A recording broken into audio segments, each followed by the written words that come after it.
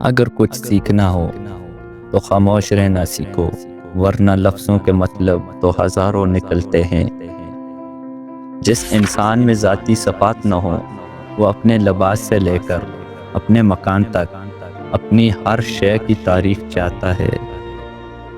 سر وہی کہتا ہے جو اٹھاتا ہے، جھکے ہوئے سروں کو کاٹنے کی ضرورت ہی نہیں پڑتی۔ کامیاب تو وہ ہوتا ہے جو غم میں مسکرانا اور دولت کے بغیر خوش رہنا سیکھ لیتا ہے۔ قدر کرنی ہے تو زندگی میں کرو، چہرے سے کفن اٹھاتے وقت تو نفرت کرنے والے بھی رو پڑتے ہیں۔ کبھی انسان کو وہ رشتے بھی تھکا دیتے ہیں جو اس کا سکون ہوتے ہیں۔